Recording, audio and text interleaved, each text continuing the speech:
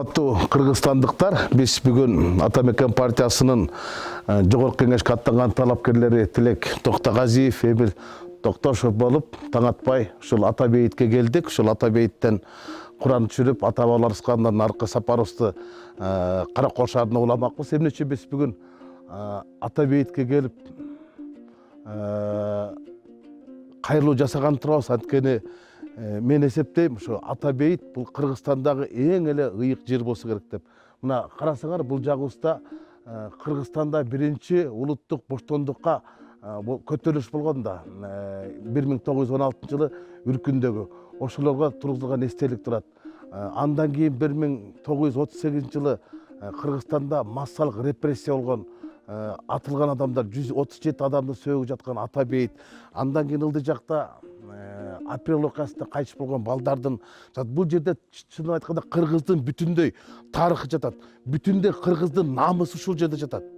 Анан бүгүн ушул кыргыздын тарыхы, кыргыздын намысы көрөшүп турганда, биз ушул жерде бир Кыргызстандын жалпы шайлоочуларына бир кайрылып койсокпу деп, ушу тарыхты таза ойдон сактап калалы, намысты дагы таза ойдон сактап калалы. Эмне үчүн элибиз эгемендикти эңсеп келип, өздөрүнүн өмүрүн берсе, биз бүгүн ошол эгемендикти сактай албай жатабыз. Эмне үчүн биздин Касым Тыныстанов, Төрөкул Айтматов баштаган ата бабаларыбыз ушул мамлекеттик тилди, мамлекеттин барктуулугун сактап калса, биз бүгүн ошону сактап кала албай жатабыз. Эмне үчүн ушул апрель окуясында кайтыш болгон балдар таза коом болсо, таза шайлоо болсо, таза бийлик болсо деген урам менен жанын өмүрүн берди эле, биз бүгүн ошолордун алдындагы атуулдук парзыбызды аткара албай жатабыз. Мен ошон үчүн ушул жерге келип, таң атпай мына Эмил, Тилек үчөөбүз ушундай кадамды туура деп көрдүк да, ушул жүргүлөчү, баралычы, ушул ата бейитке барып туруп арманыбызды ошолорго айталычы. Мүмкүн ошолорго ардактуу адамдар укпаса дагы арбактуу адамдар угар деп таңгамал келгенбиз да.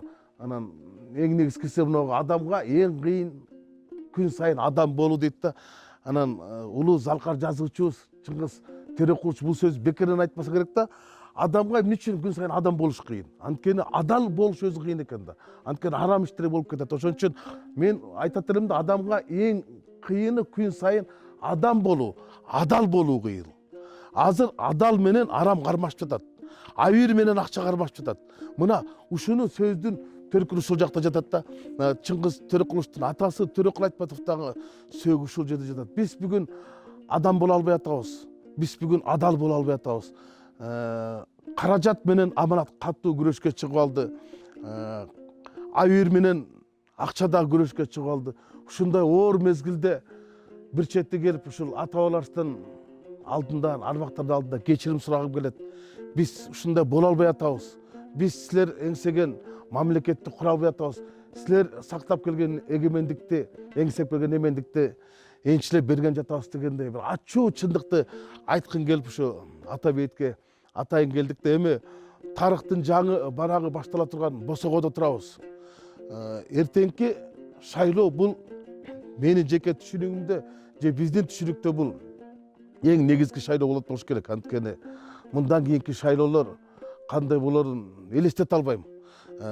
Мынчалык деңгээлге жетпеш керек, бирок бул кыргыз эли үчүн бир эң чоң экзамен же этаптын башталышы го деп ойлоп турам. Андыктан кандай болгон күндө дагы мына жерде бет маңдайыбызда жазылып турат, ак ийилет бирок сынбайт дейт да. Эң керемет сөздөр, кыргыздын тарыхы, кыргыздын намысы ушул жерде жатат. Биз мыйзам менен адамдардын укугун коргой албайт экенбиз. Биз ыйман менен коргосокпу деп атабыз да. Мыйзамды дагы буйта өтүшөт экен. Ыйманга деле көз жумуп коет экен.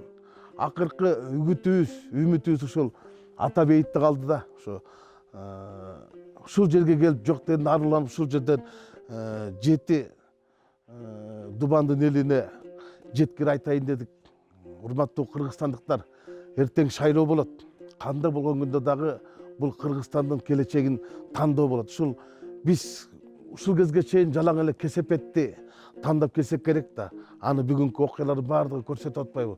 Биз келечекти тандаганга бир аракет кылсак, биз ушул жолу кыргыздын келечегин бир шайлап алсак деген эле аруу тилек. Андыктан эртеңки шайлоодо абийирди акчага алмашпагыла, аманатты каражатка баалабагыла деп суранат элем да. менин пикиримди тилек деле коштосо керек, Эмил деле коштосо керек. Биз таң калганым ушул болду да, биз кирип келатсак эмнегедир ошо улуттук гвардиянын бөлүмчөсү бар экен, ушул жерде кайтарып чанан ошол воротанын биягында милдет, намыс, ата мекен деп жазылып турат да. Мен таң калганым ушул болду да, милдет, намыс, мына биздин милдетибиз, биздин намысыбыз бул ата мекенибиз. Мына ушул ата мекен, жанагы Айтматов айтат го, ааламга жол айылдан башталат депчи, айырге жол ошол ата бейиттен башталат деп айткым келет эле да.